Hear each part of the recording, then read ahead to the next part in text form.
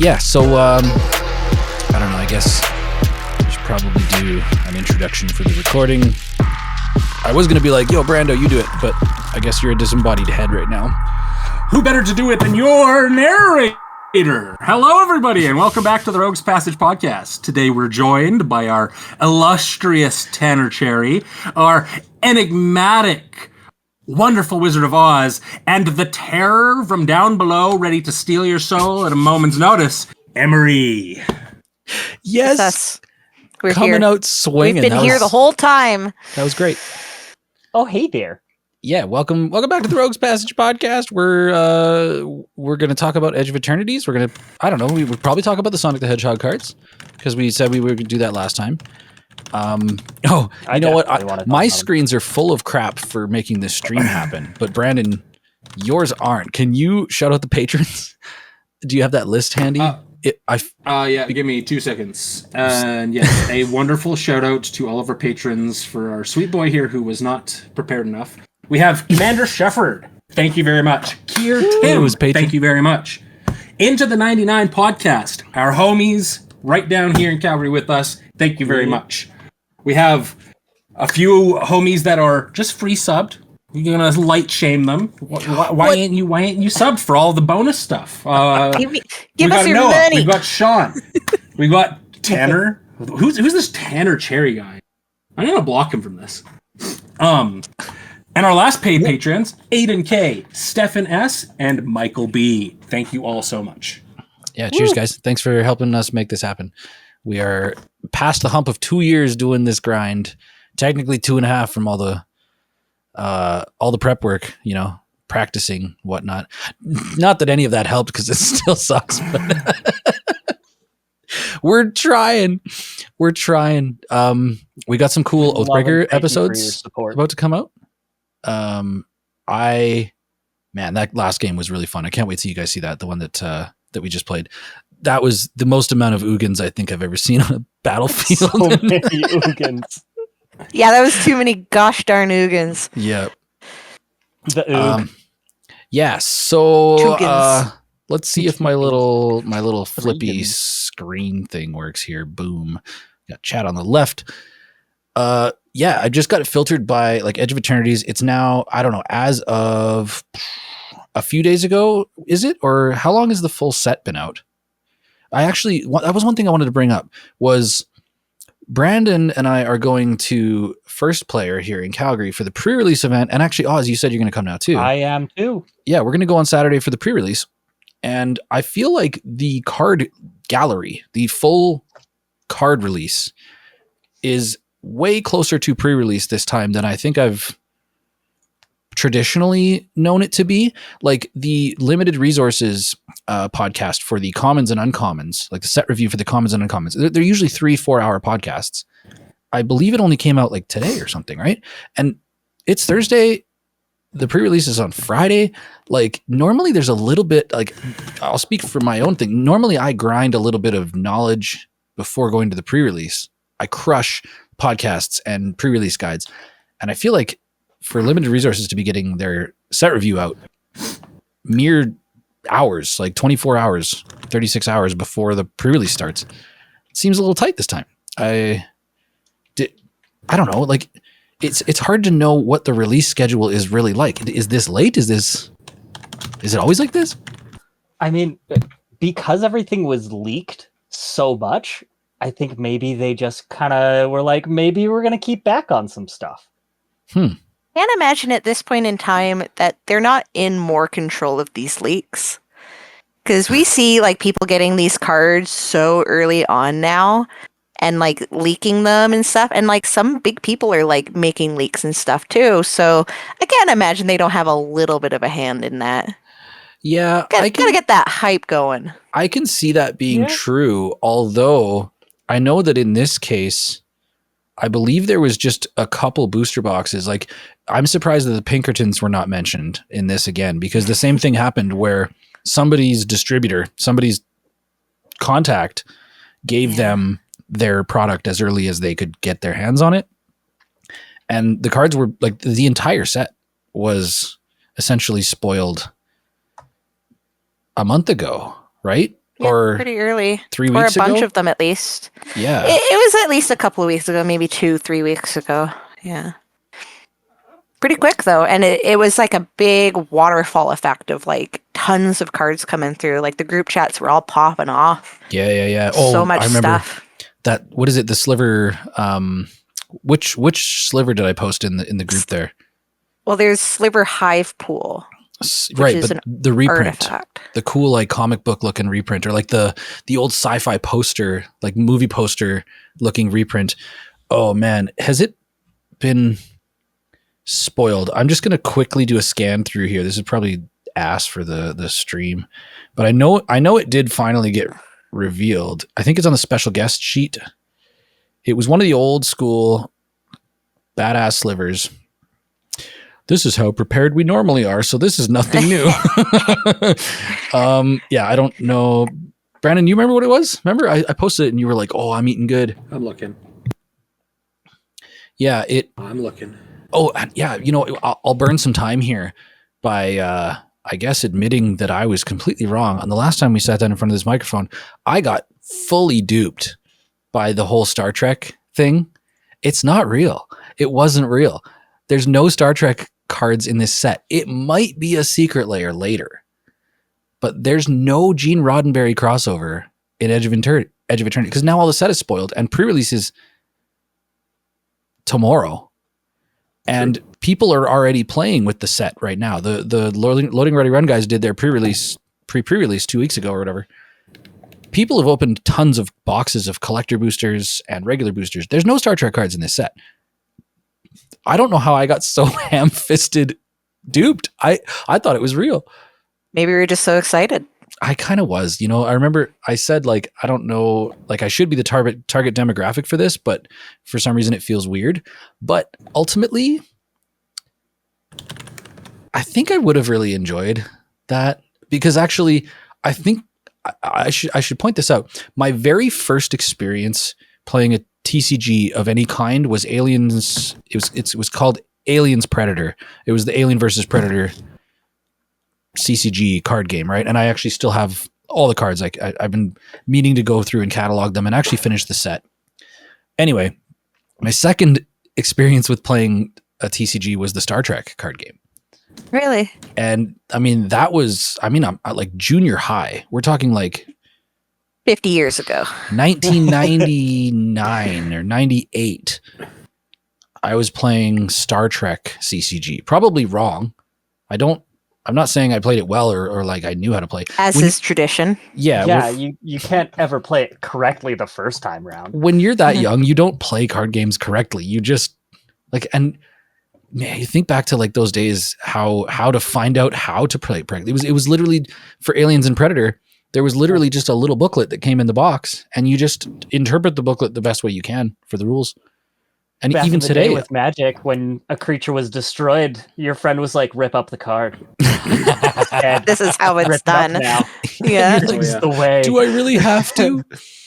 No. Yeah. Tanner, are you on Magic Spoiler? No, I'm on Scryfall. Oh, okay. So you might have better luck if you go to Mythic Spoiler. It's got everything pretty well set. Okay, and can it you find the shows sliver all card? of Yeah, it goes by color. Goes by color. It goes by color and legendary. Mythic Spoiler is really good. It's kind of formatted better. But this is set up by Sliver rarity. Hive Lord? So I have it. I have it, and there's a lot more of like those kind of arts for stuff that's come out. Yeah, it's Sliver Overlord is what Sliver Overlord. Okay, so what I can do is I can just open a new tab here, and I can go Scryfall Sliver Overlord. We're doing it live, and then we view all prints. Here we go. We got it on screen now. Is that easy? It's epic. It's super sick. It's like an old sci-fi movie poster. Yeah. Here, I'm posting the link for Mythic Spoiler just because there's a bunch of other cards that you might want to show. Okay. So if I click this, scroll. where does it go up? Oh, I screwed up my thing. Put it into Fancy Demo. This is why I gotta keep my monitors set up the way they are because I'm capturing from screens. Yeah. Anyway, let's talk about the Sliver Hive Lord because Edge of Eternities is sick. Sick. I got duped by the Star Trek stuff, but we did not get duped by this. This is real. This is currently $131 is what they're saying. And It doesn't even exist yet. I mean, Yeah. Yeah, it's not even legal in to my play. hands. If it doesn't exist in my hands, it doesn't exist. It's on True. the SPG set code, so the EOE special guest. So this will come in collector boosters only, correct? I think there's a small chance. I don't know if they've changed it again recently. I think there's a small chance that it shows up in regular packs, regular but that play it's- booster. But it's. I don't know if they've been really clear on that. Either way, collector boosters are going to be where you're like gonna find them, and maybe they appeared. It's gorgeous. Like, Yeah. knock it out of the park. I love when they do this like distressed look here on the side of the cards too, like where it looks like it's kind of roughed up. I really wish that during that, was it April Fool's when they did the card back on Magic Arena that's all distressed? I didn't get it. And it's just, that's one thing. Wizards, what the hell are you doing? I would be spending money on Arena like crazy if I could get the things I wanted, but you take them away because they're like exclusive and I can just never get them.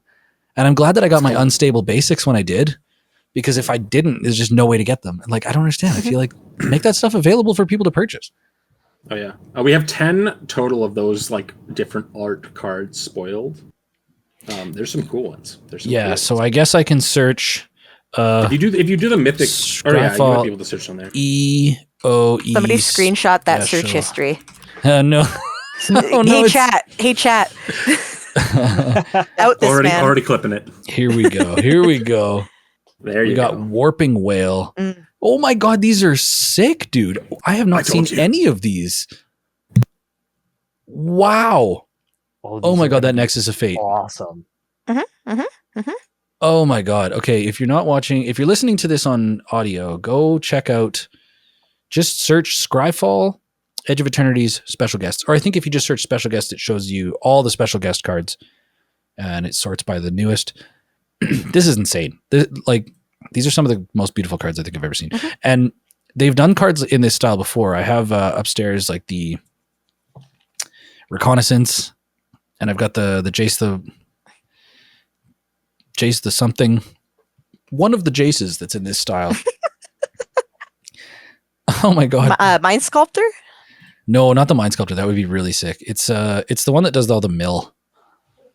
Oh, Wielder of yeah. Mysteries, I think it's called. Yeah. Oh, these are so sick. Okay, so we're talking about Edge of Eternities. Awesome movie poster, like. Starting with the best ones. Yeah, then you go down and it'll show you the special guests from the previous sets. Anyway, I like that they put Solthera, like the black hole, yes. in the back of that Nexus of Fate. Oh. Very, very cool. Ooh, that's right. Yeah. That's got the Yeah. purple, blue, and black kind of. Ooh, we love it. We love it. Also, Big I fan. listened to Loading Ready Run. They did a kind of a lore breakdown on the story, like a little recap on the story. Story sounds really sick. Story is like really captivatingly sci-fi and cool. It's like kind of a little bit like religion war. Like there's different religions that think differently about like the creation of the universe and like whether or not things should be preserved or whether or not they should be fed to black holes because like the end of time. Ah, and, yes. Warhams. Warhams. Is this a That Warhammer? sounds about right to me. That is Yeah. basically half the lore of Warhammer. Oh, it'd be funny if they Yeah. just ended up being guilty of ripping a bunch of that stuff off. No, apparently the writer, gosh, I should look this up live. Let's go Edge of Eternity's story writer. I'm going to Seth Dickinson. A story written by Seth Dickinson. The story is presented in a series of episodes, including 11 main episodes and 5 side episodes, exploring a unique world with its own lore and characters. The story is presented in a choose-your-own-adventure style, allowing players to influence the narrative. What? Okay, yeah, I've heard nothing but just incredible things about the story, and from the brief breakdown that I've been delivered, it sounds really, really interesting. So, And this art really makes sense if it's a choose your own adventure style. It's perfect for that. yeah. Yeah, very cool. Cool. All right. So is there any cards that I know, Oz, I told you to maybe pick out a few cards. I know, Emery, you may have a couple you want to talk about. I feel there's a lot of interesting cards in this set.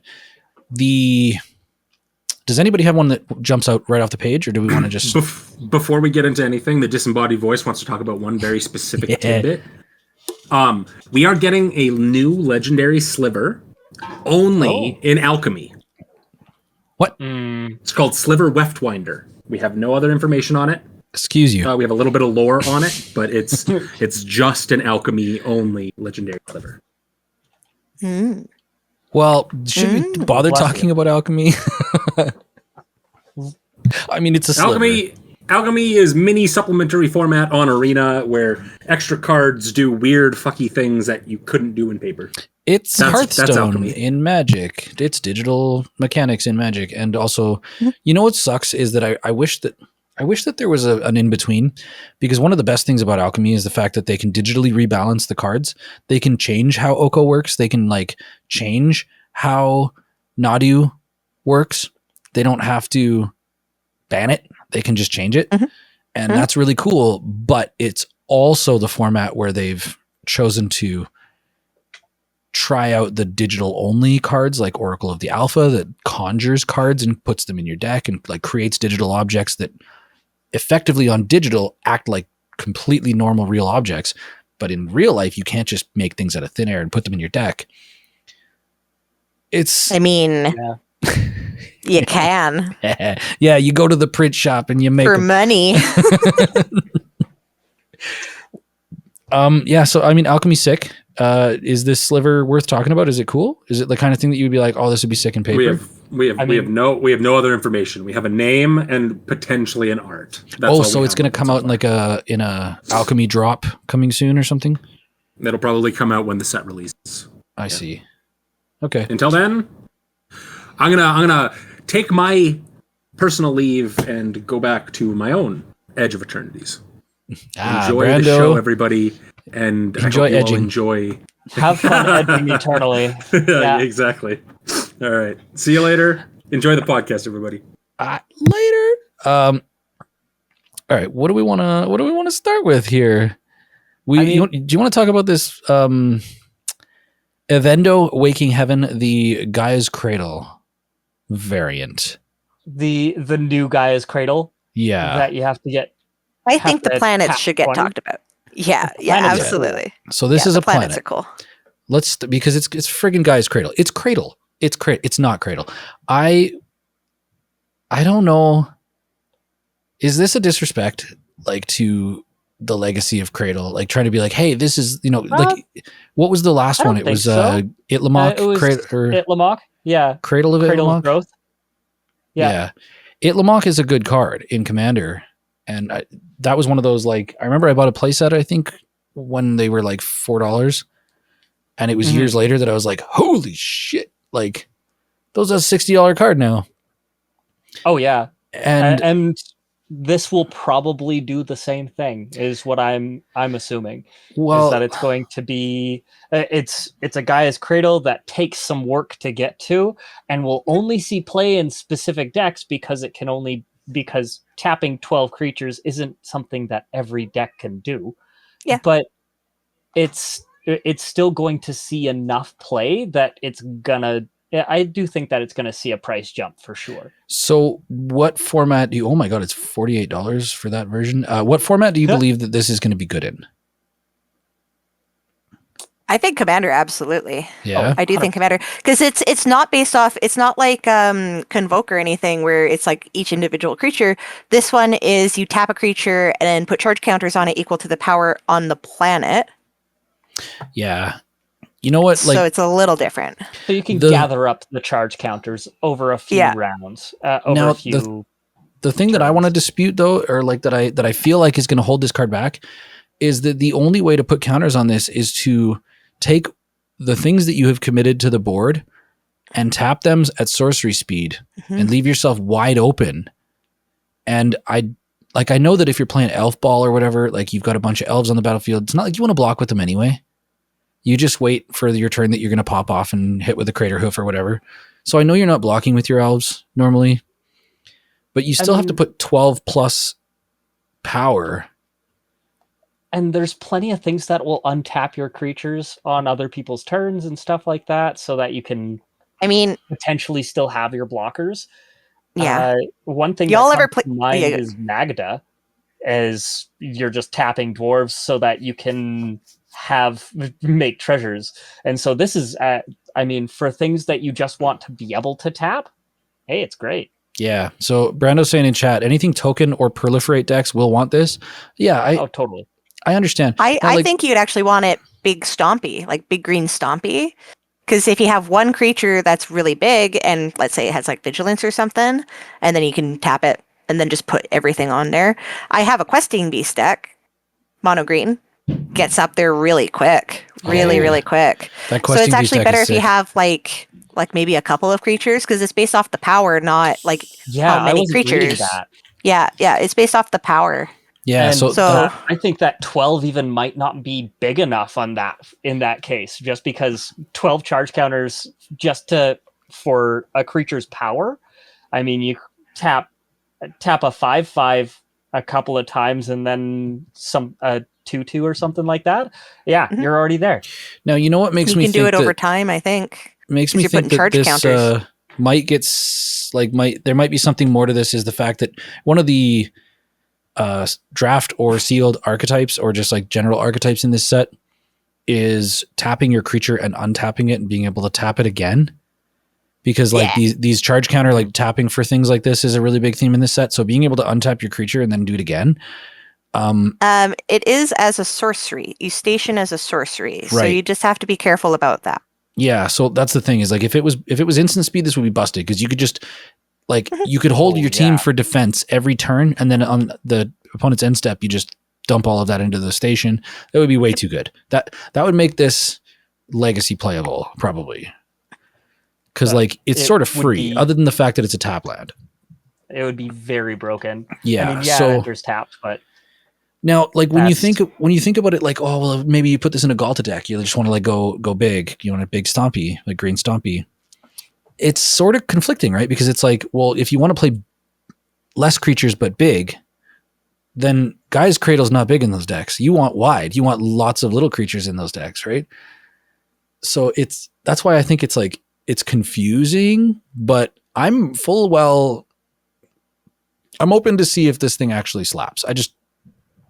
I gotta see it. I think it'll be good. I mean, why not two in a deck? Like have Gaia's Cradle or whatever, and then also have this. You're just going to run into having that ability more frequently, even though it is Gaia's Cradle with far extra steps. It's another option. I guess like in Green Stompy, like what if you just have like a couple Steel Leaf champions, right? Like 4/3s or whatever. Mm-hmm. I guess. How little mana does this have to tap for to be excellent? Is it 3 green? Like if honestly, it's tapping so you for have 3, to that's put nuts. 1 green into it. So I would say that if it taps for 4, then I mean, even if it's tapping for a more, if it's tapping for 3, so that you're getting 1 additional out of it. What is instead of just tapping 2? Itlamok. Is that how you spell it? I'm doing a bit of the cradle. Growing Rights of Itilmok. Wait, Itlamok. Yeah, it's Growing Rights of Itlamok. Now this says, when it enters the battlefield, look at the top 4 cards of your library.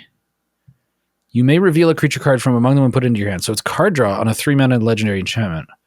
Yeah. And then the beginning of your end step, if you have 4 creatures, it's a cradle. On the flip side, it is just like a Gaia's Cradle, just better because it can also just tap for green. Yeah.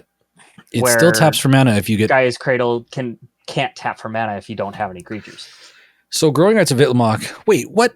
$3? No. Mm-hmm. Yep. Yeah.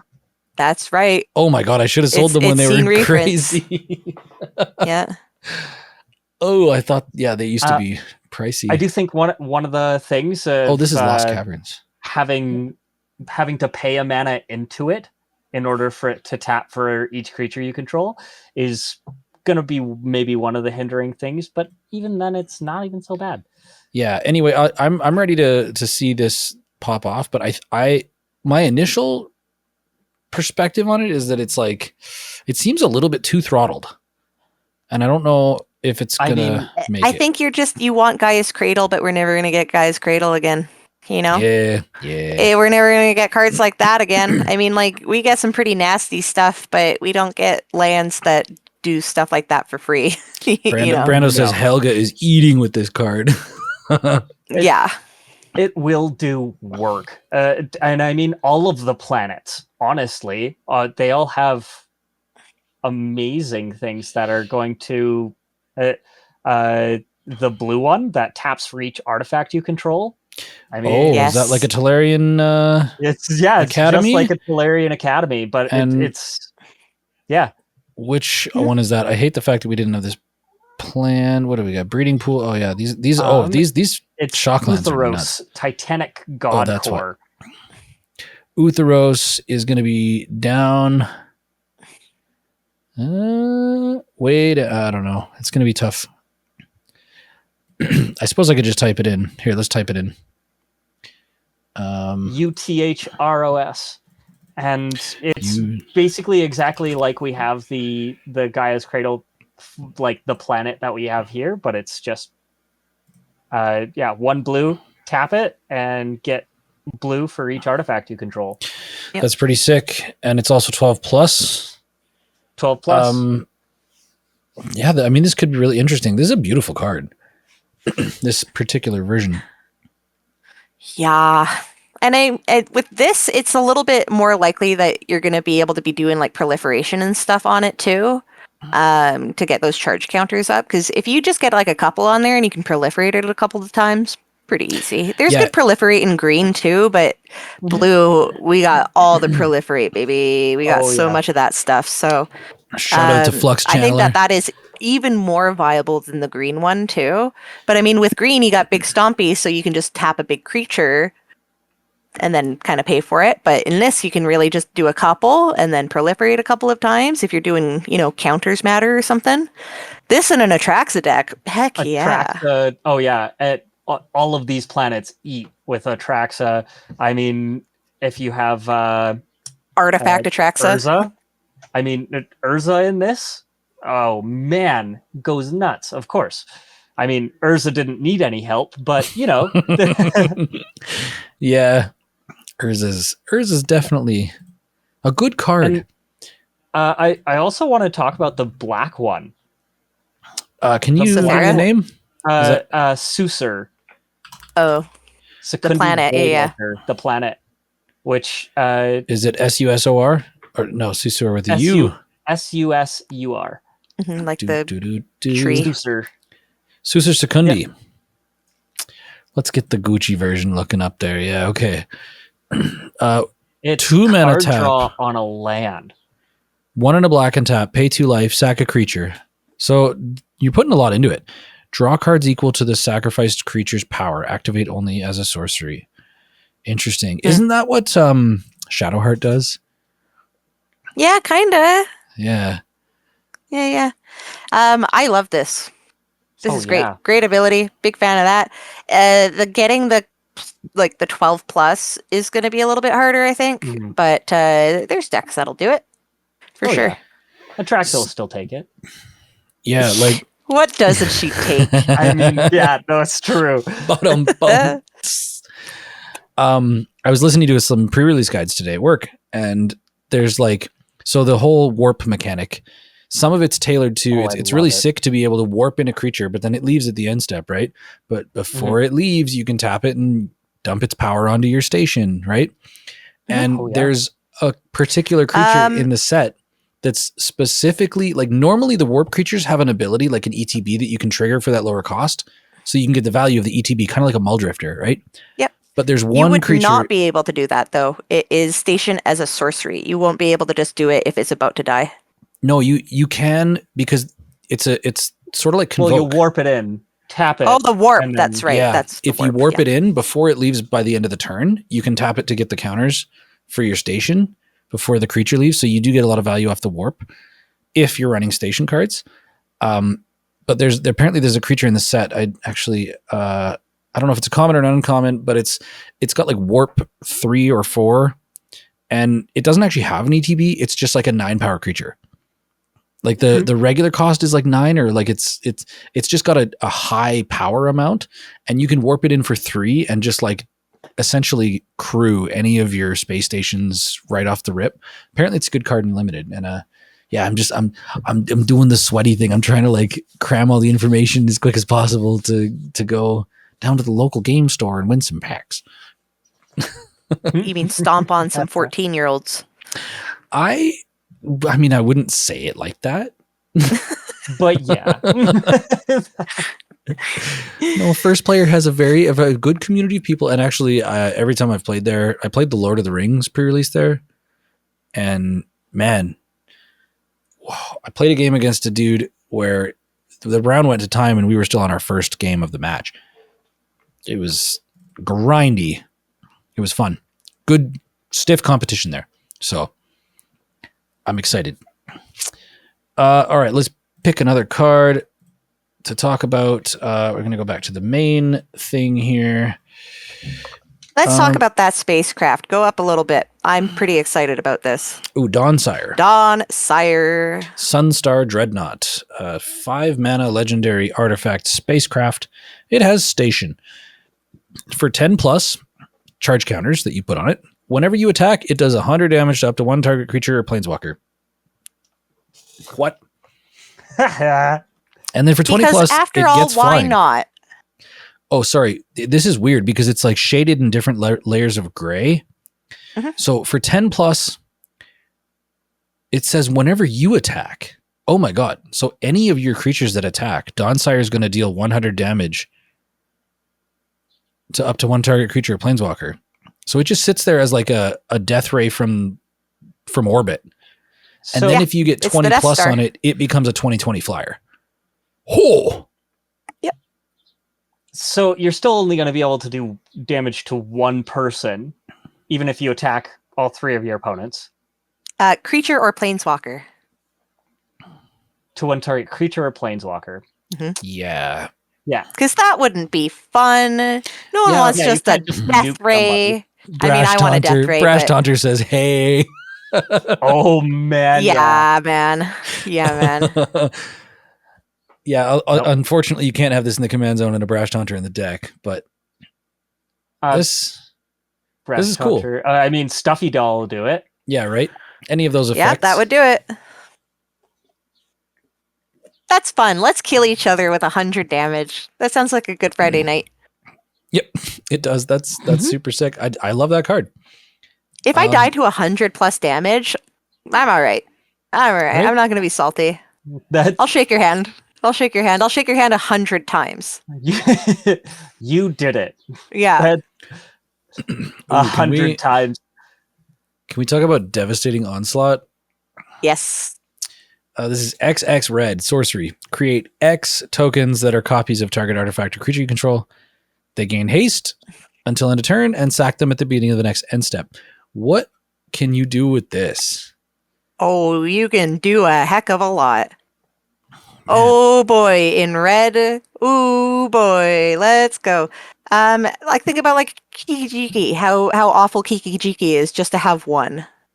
Yeah, so what if we had 10 Kiki-Jiki? For 5 mana, you get 2 copies. It's hard, but with red, you can generate mana so easy. Yep. Just because will. Yeah, right. Just because will, you loop that a couple times. Like, we don't have our sweet dockside anymore, but it's so easy to generate that in red. You can get pretty crazy with it. And it's an artifact deck, or, I assume you're probably going to be doing an artifact or a creature, right? Because that's what it targets. So if you're doing an artifact deck, you can generate that mana so quick.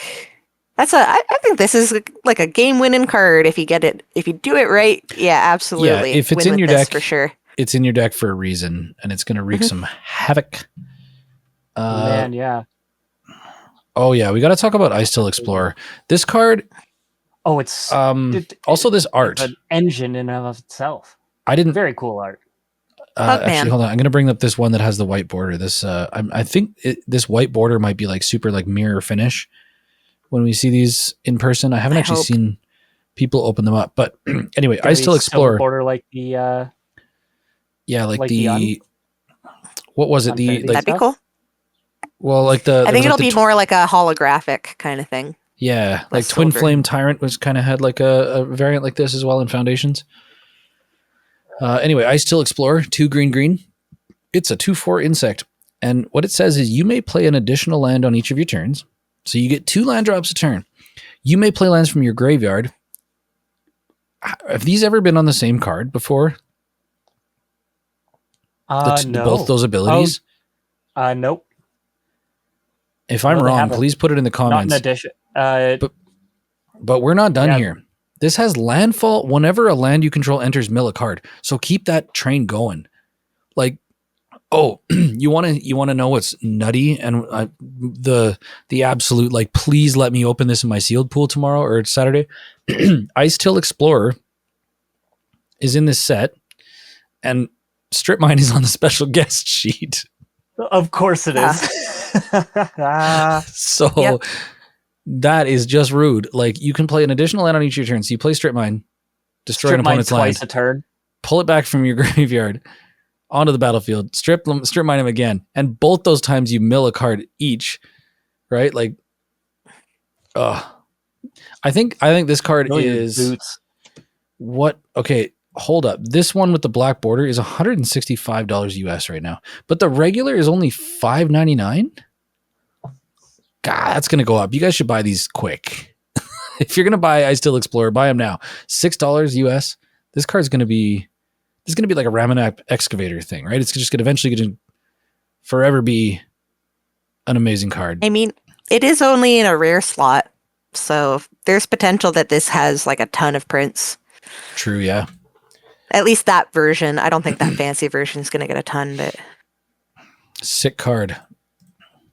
It's like, it feels pretty pushed. It's like, wow, they're really going for it.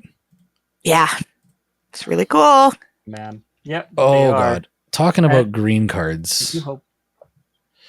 We got to talk about Ouroboros. Another card with the same mana cost. It's a mythic this time.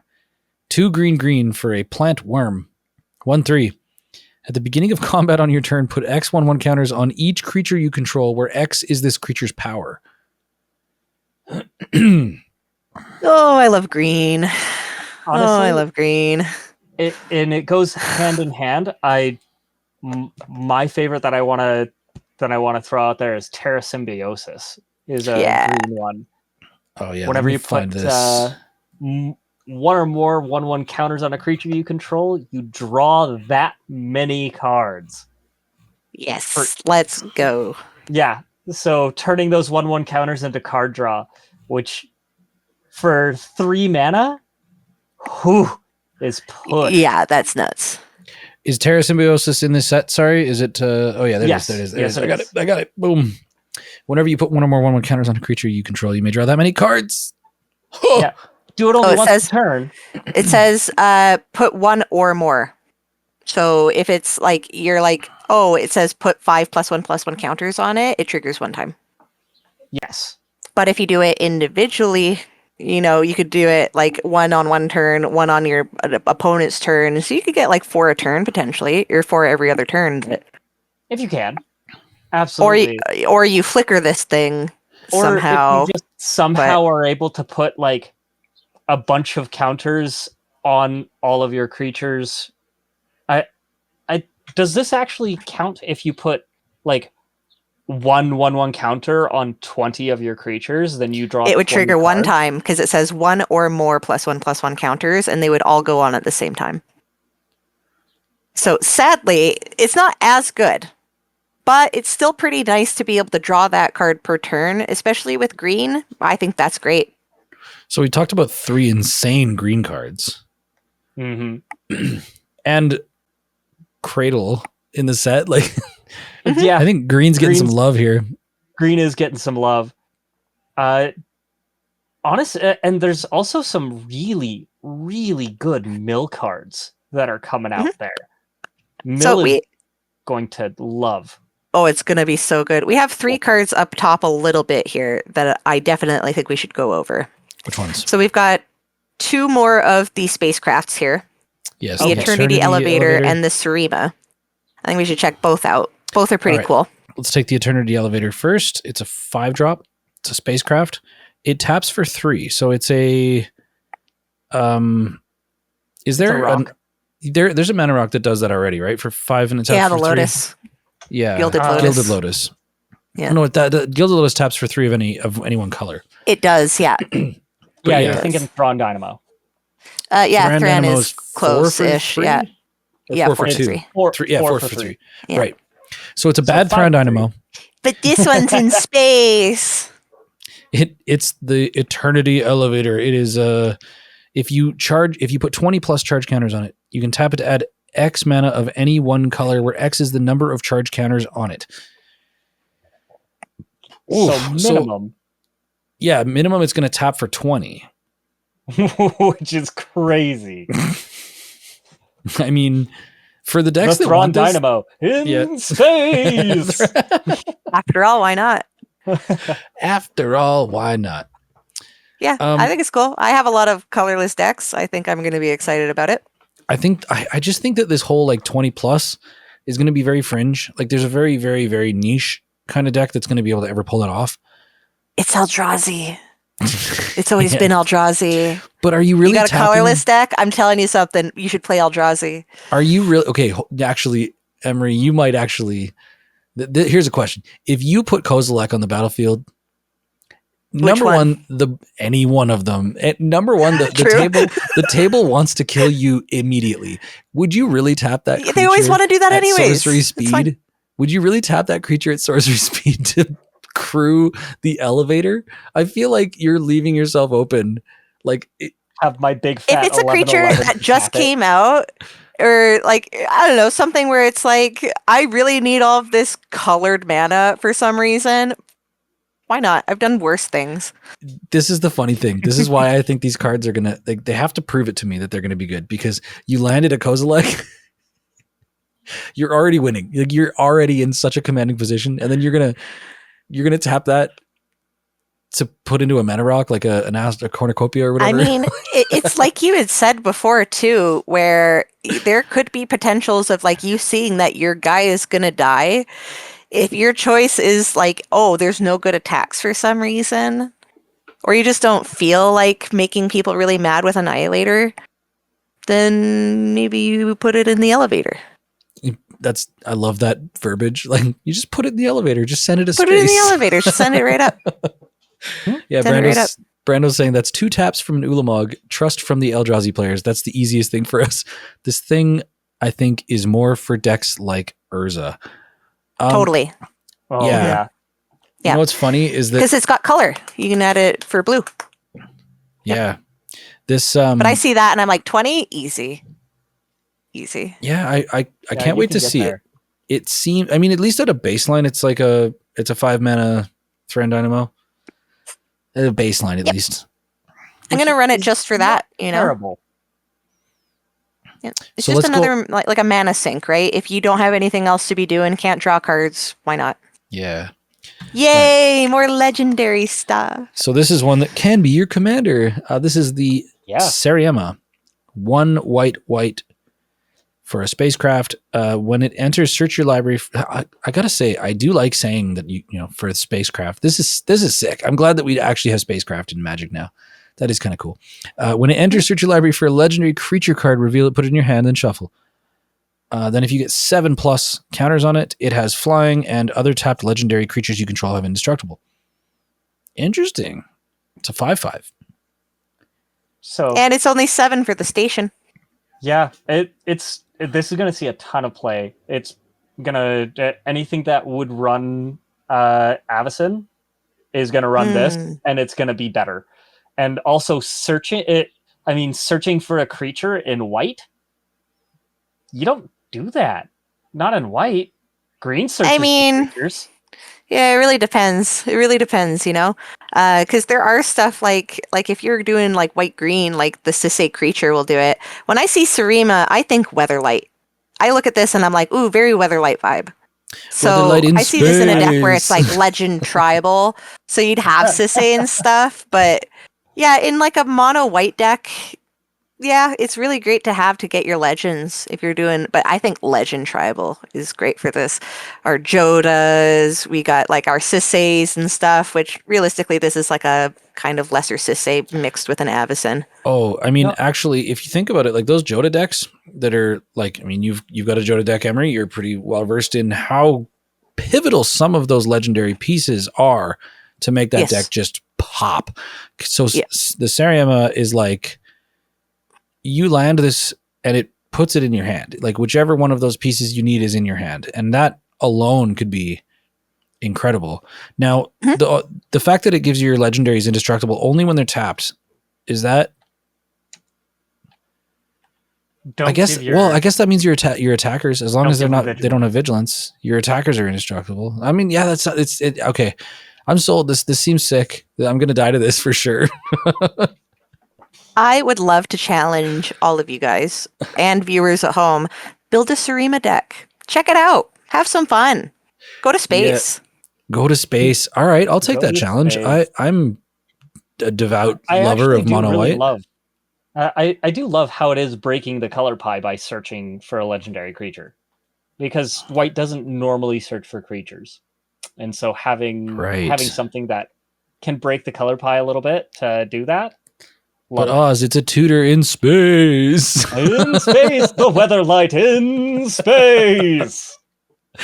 Brando says, "Is it time for me to build the heaviest of stacks decks?" Wait, what? How? Why? Why? What inspired this train of thought? Don't entertain him. Know. Don't entertain him. Don't give him ideas. I'm asking, but I don't want to know. That's funny.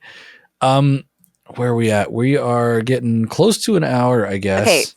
Thrumming Hive Pool is right underneath here. Oh, yeah. We got to talk about Thrumming Hive Pool. Here we go. You want this one, Emery? Sure. I've been known to sliver around every once in a while, right? So it's an artifact for 6. Affinity for slivers, which is awesome. It means it's going to cost less for the slivers that you have. Slivers you control have double strike and haste. Things that we already have on sliver creatures, but it's really cool to have it on an artifact. You get board wiped and you still have this on the battlefield. It's pretty nice. And the biggest thing for slivers is getting board wiped. You get board wiped a lot. It's kind of the only problem that you really ever have playing a sliver deck is if you get board wiped, it's kind of sad and you have to restart from new. You know, it's not hard to get back up there again because that's slivers, but having an artifact on the battlefield after getting board wiped from creatures could be really, really beneficial. And having double strike and haste on this artifact, I'm a big fan of that. Well, at the end, we've also got... At the beginning of your upkeep, create 2 1/1 colorless sliver creature tokens so that you're always going to be generating those slivers back. It's really great, like anti-board wipe stuff. And I think it's going to be probably run in a lot of sliver decks. The 6 CMC is a little high, but the fact that you get all of those abilities and it's probably going to stick around a little bit longer than your creatures are, it's pretty good. I'm really excited about this.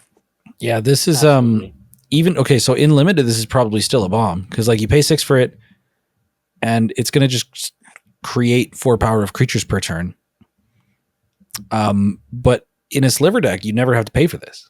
That's the crazy part. It's basically just like you draw it and it goes right to. It's a 0 cost artifact because you normally have a ton of slivers out. And true, having the affinity, absolutely. Yeah, this card seems amazing. I do want to punch it in the teeth a little bit though, because it creates a sliver token, and the sliver token got leaked a while ago, and everybody was like, "There's a ton of slivers in this set." No, there's nothing. This is the only thing, right? So slivers were a mistake to print. I'm going to say it now on air. We are streaming. Slivers were a mistake. Hot take. They were a mistake to print. Coming out swinging.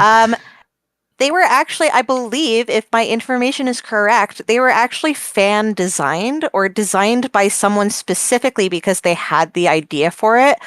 And then they were like, yeah, we'll print it. Why not? It's fun. It's cool. And then everyone ever bought a sliver deck and they bought all of the pieces for it. And we see it in play so often now.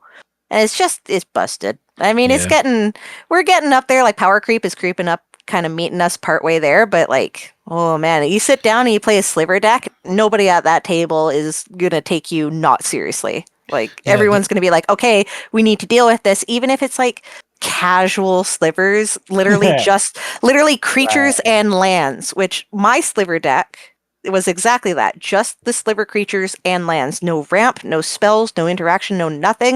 And it's still slapped. It still won games. It was still a menace. So sorry, slivers. That's kind of how it is. You're broken. We love you because you're broken, but you're broken.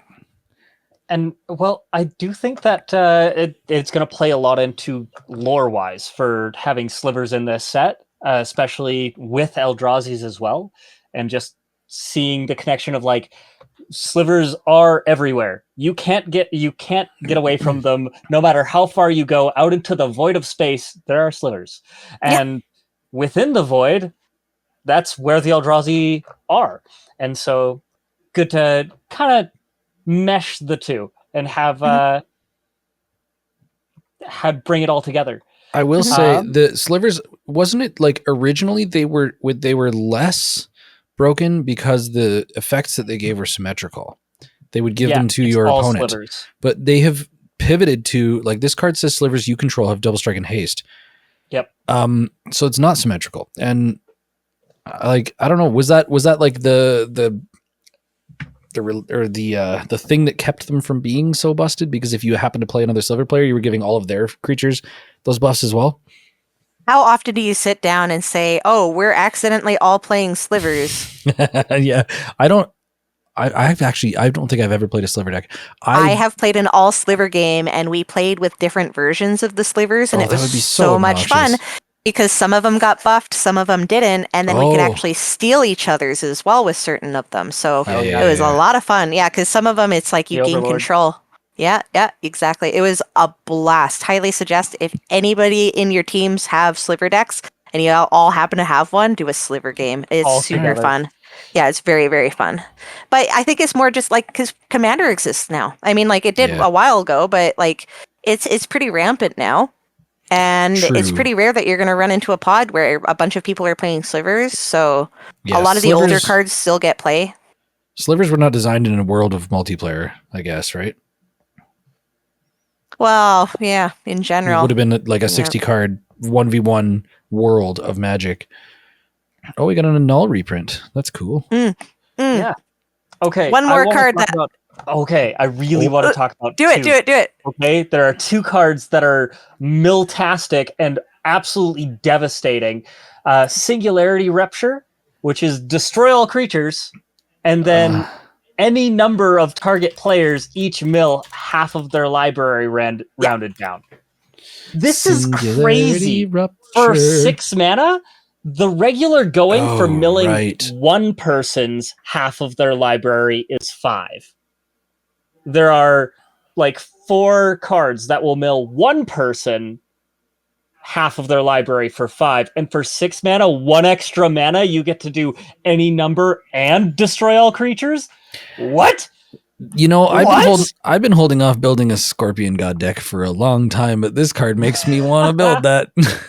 So there's another card that was released. It would have to be Scorpion an God, Esper it's Scarab God. Scarab God. Yeah, Scarab God. He's black. Oh yes, yes. Please talk about this. The space-time anomaly. Yes. Space-time anomaly with something like this. Like if you're doing Esper and you're running both of these cards, so space-time anomaly, you could probably pull up. Yeah, there we go. Brady, take note on space-time anomaly. I expect it to be in Will. If it's not in Will, no, it will be in Will. This has to be. No. So it's a 2 white and blue sorcery. Target player mills cards equal to your life total. Oh man. Okay, so this is a 4-drop. So in Commander, you're probably going to get 25 to 30 cards off this pretty if you're playing a life gain deck and you just happen to mill somebody, I just even think you need to play a life gain deck, and I guess I'm going to mill you.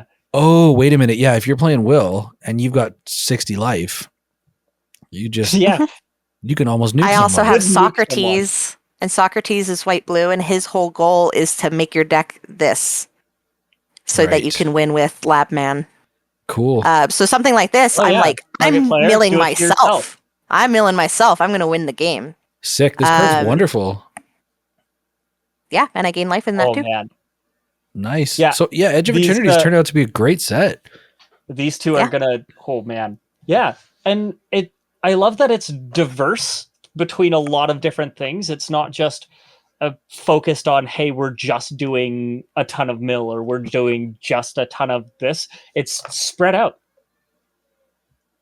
It's got a bunch of different stuff going for it. A little bit of everything. Wizards. Space set, big win. I cannot wait to go play pre-release on Saturday. I really wanted to get out to the Final Fantasy pre-release, but I can't remember. We had a scheduling conflict and I couldn't make it. I haven't been to a pre-release in a while. I miss it. I really miss it. It's like one of my favorite ways to play Magic. Give them hell. Oh, yeah. I can't wait to be there with you. It's going to be my very first pre-release, actually. Oh, really? Sounds weird to say, I'll be honest. Yeah. When did you start playing Magic? You're a full-grown man. What the hell? Yeah. Yeah. I think I just said blasphemy, but yeah, I've not actually attended any pre-release, and I have been playing Magic for probably about 10 years or something. Now, like wow. Let's use this to make Tanner feel old. Tanner, what was your first set that you did draft? The first set that I did a draft in was Hour of Devastation. Oh. Okay. I have you guys beat. Yeah. That's crazy. I mean, what was your first? Shards of Alara. Nice. Shards of Alara. Why are you crying? That's badass. Half my life is Magic. Yeah. Actually, before we stop, we got to talk. This card. Yes. Can anybody say this card's name? Manon. Phenomena. Phenomena. Yeah, absolutely. It's Man, I can say Menon? Menon? Menon.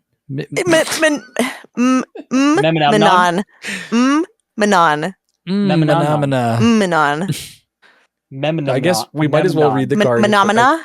I made the point to pull it up. Anemone.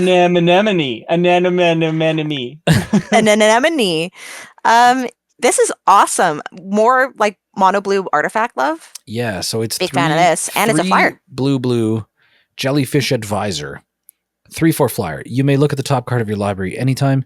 You may cast artifact spells from the top of your library. This got Mystic Forge attitude going on here. Artifacts you control have tap to add blue. Spend this mana only to cast a spell from anywhere other than your hand, which is interesting. Cast a spell from anywhere other than your hand. So Warp in this set is Warp pretty applicable. Adventure. There's actually Emery, Lurker of the Lock. Emery, yeah, casting from graveyard, right? Mm-hmm. No, there's a lot that cast from not your hand, which is a very cool mechanic, and I think needs to get played a little bit more. There's actually, it's a blue-white owl that you draw a card whenever you cast something from not your hand. Yeah. Cool. Heck yeah. And yeah, this is cool. Love it. No, absolutely. Phenomenon. I'm so curious how this is actually pronounced. Like, I remember when Asmo came out, like Asmarana Mardica Diced Kuldakar was a very difficult word to learn how to say. But this one's harder. It's only like it literally, like, everyone was like, they were just looking at Asmarano being like, I refuse to read. I won't do this. And then they would refuse to actually learn it. But if you just break it apart into a couple of pieces, you give yourself 1 minute to go into the pieces, it's fine. Yeah, it took a couple days. Menon. Anyways, now we're just vocal stimming. Yep. All right. Well, do you know what? As a treat, let's thanks for joining our ASMR. Yeah. Let's talk about the Sonic the Hedgehog cards. We teased about it at the last podcast. They've already all been sold. The whole thing's sold out. So we're not exactly breaking news here. But is there anything from the Sonic the Hedgehog Secret Lair? Oh God! I mean, just the other day they started spoiling from Spider-Man. Oh, yeah. There's just never ending. Talk about Shadow. I want to talk about Shadow. Let's start with Shadow. Shadow the Hedgehog. Absolutely. Just doesn't even matter anything else. Spells you control have flash or have split second. Split second if mana from an artifact was spent to cast it. Like mana from an artifact. So like What does it look like? What does this deck look like? Are people putting this in the command zone, or is this a card in the 99? I mean, you definitely I would could do put it in it. the command zone. Totally could. I would put it in a 5-color and run it in there just so that everything could have split second. I love the idea of just being able to have split second, and you're in Commander, you're playing rocks. You're gonna play some rocks. I just realized that I think I have a strong desire to cast Torment of Hailfire, but the Secret Layer meme version with split second with this card. Just like, just bust out a bunch of treasures and nuke the table, and you're like, you can't respond. Torment of Hailfire. Being able to do everything without people being able to respond to it. It's crazy. It's happening. Nothing you can do. It's happening. Did you guys used to play the Sonic games? Oh, yeah. I grew up a Sega boy for sure. I had a Sega Genesis. Me too. Loved the Sonic games. The Chaos Control ability, so flavorful. It's so perfect. He stops fucking time. He's just so fucking fast. He's stopping time. So it makes sense that you can't interact because it's already been done. I also love. I'm gonna pivot over here to. I mean, I love that Sonic is Jeskai because I love Jeskai, but Sonic and Shadow also him being a 4/2 and Sonic being a 2/4. Oh, I didn't notice that. That's cool. So the thing that I love is the fact that Sonic's ability is like whenever Sonic the Hedgehog attacks, put a 1/1 counter on each creature you control with Flash or Haste. But whenever a creature you control with Flash or Haste is dealt damage, create a tapped treasure token.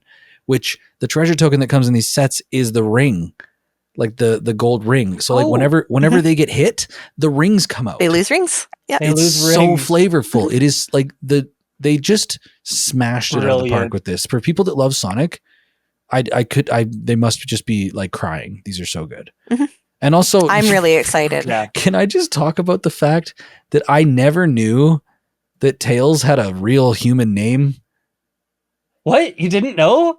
Miles per hour? Miles per hour. I didn't know. And I watched an interview where the person that was a voice actor for Miles Tails per hour also didn't know that he had a name. He was like, yes. Yeah. He's like, did you know that his name is Miles per hour? And he was like, what?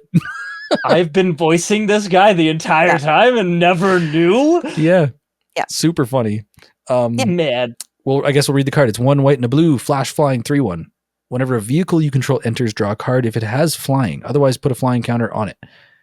It seems like a cool Azorius vehicle commander. I don't know. And your vehicles gain flying? Yeah, because he flies a little plane. Super flavorful. Yeah. Yep.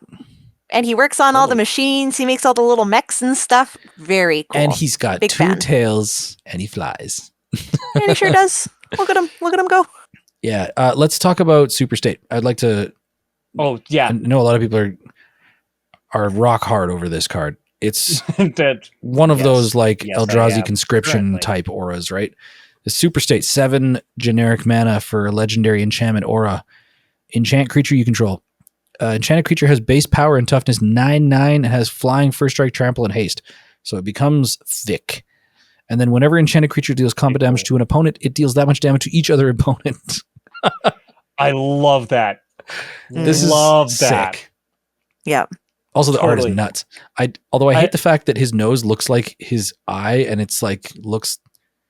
Do you see it now? Yes. Oh yeah, yeah, I see it now. Oh, why did you do this to me? It makes it look like AI to me. I don't know why. I love the fact that you can do commander damage to everybody at the same time. Mm-hmm. You can kill everybody with commander damage, making all Voltron decks a very viable, like way viable to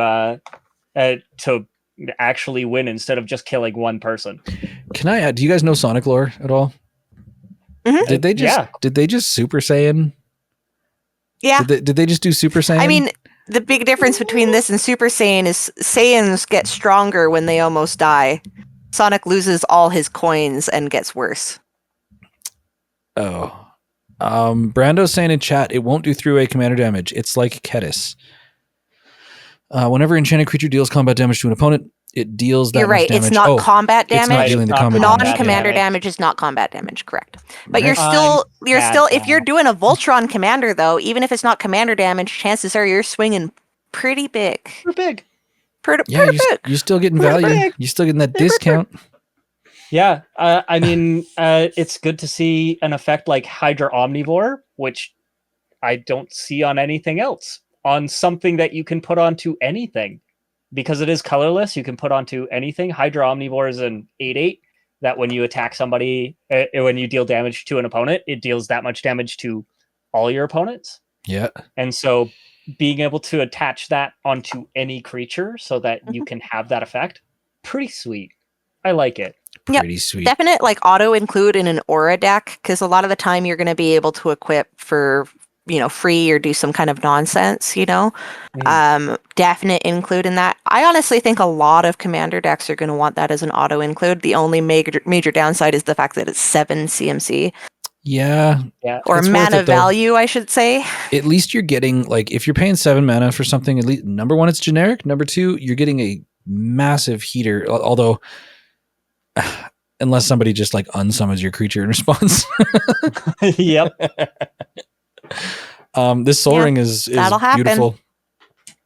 Very pretty Soul Ring. I'm surprised they didn't do the gold ring. Like here, I'll put up the treasure token. I'm surprised they didn't do a Soul Ring with like the gold rings from Sonic, but had to do something for the treasure. Definitely a very, very sick set. There was there's Mirror Battlesphere. There's like got boots, Swiftfoot boots, and Lightning Greaves because gotta go fast. Shoes. Gotta go fast. I don't understand this elephant on the generous gift. So in the original Sonic games, the whole goal was to go and release your animal friends to go and help them. Eggman was taking them to like test on them and stuff. Oh. And so the end of every single like run that you would do, you would end it by jumping on this little like spring trap thing that would release all of these animals out into the wild again. So this is one of the animals being released out into the wild. And I love the flavor text. Do I need a reason to want to help out a friend? And it's from Sonic the Hedgehog, our bestest boy. That's right. Okay. Yeah, I love it, and it's got the green. It's like the original Green Zone background, and you've got it's so much nostalgia is hitting you right now with this. Love it. I guess. Well, we got a sick version of Deadly Disputes. Too bad this got banned in Pauper. That is so beautiful. But they're $15 each. Beautiful. That would be a little pricey to run a play set of that. Cool Fabricate from Mr. Miles Prower. Yep. It's so weird calling him that. Knuckles. We got to talk about Knuckles. Knuckles is sick. This is a ridiculous card. This is like a professional face breaker on crack, right? It's 2 red for a 2/4 double strike trample haste, Echidna Warrior. Whenever one or more creatures you control deal combat damage to a player, create a treasure token. And at the beginning of your upkeep, if you control 30 or more artifacts, you win the game. and not just treasure. Artifacts. Yeah. And this, like, the first 3 abilities on a 4 cost, that's kind of messed up. I know. It comes down kind of messed up. Haste and double strike. It's a 4/4 trample haste, essentially, right? It's incredible. But it also refunds you. It does a Ragavan, where it puts a treasure in your pocket as it swings in and smashes your opponent. And then it has a... You know what deck this would be really good in? Shadow. Yes. Oh, yes, that would be wonderful. They go quite good together. Are they friends? No. They're not friends. Well, I mean, it depends on the series, right? Depends on the series. He's kind of an anti-hero. Yeah. I don't... He joins afterwards. Like, it's fine. He does, but like... He's the Vegeta to Sonic's Very Goku. much so. Yeah. Absolutely. Even sounds like him. All right. Well, I'm gonna switch the cameras back over to here. I mean, the last original card there is Amy. Oh, you want to? Yeah. Okay. Well, let's do one more. But that's the last original card that they have for the. Secret Amy Rose is 2 red and a white Hedgehog Warrior, 3/3 haste. Whenever Amy Rose attacks, attach up to 1 target equipment to her. Then up to 1 other target attacking creature gets +X/+O until end of turn, where X is Amy Rose's power. Interesting. I actually do think it's going to see quite a bit of play. free equips are always good, Mhm. especially if you're running really. I mean, there's equipment that has like a low casting cost but a very high equip cost, right? So, Yep. And I mean, yeah, like the hammer. oh yeah. Oh, is that that's actually I feel in like this that's set. actually that oh yeah, colossal hammer. That's her hammer. That Or this is her Hammer of Nazan. This is Hammer of Nazan. Oh, okay. But I mean, it is her hammer. Scryfall is currently Very cool. performing database maintenance. Oh, it's going to go down again. I was trying to use it last night and it went down on me. Of course. Yeah, Very cool. yeah. Let's. Oh, there's one for the Weatherlight. I didn't realize that. Mhm. Oh, Tornado Sonic's biplane. 4 mana Weatherlight reprint. That's kind of cool. love that. Yeah, And you guys did well, now Sonic. you can have that as your commander now too. That's true. That'd be a pretty cool one. That would actually be pretty Have that in your command pog, zone? if you will. Very based. Pog. All right, I'm gonna switch the cameras to the full. All right. Yeah, that was fun. We got to talk about a bunch of new cards. Got to hang out. Thanks for the people in chat, lighting it up, saying hello, and You the real ones. thanks to the patrons, of course. People, we actually have patrons now that help us do this thing, and it feels really nice. Thank you so much. We got a couple Oathbreakers coming out next. I think our next 2 gameplay episodes will be Oathbreaker, which we got to show some more love to that. So stay tuned. And yeah, anything you guys want to shout into the ether before I rip this thing out? I don't know. I feel like with I I was going to say with Edge of Eternity's coming out, I feel like yelling into the ether is pointless. It's just going to go straight into the black hole. So Sothera. I'm so excited. It's going to be so fun. Can't wait Yeah. to see you guys in space. Yeah. And we'll see you all in space. space. Love y'all. In space. All right. We'll see you guys on the next episode of the Rogues Passage podcast. Thank you so much for coming by, as always. And go home. You don't have to. Well, you don't have to go home, but you can't stay here. Love But you we guys. can go to space. All right. See you later.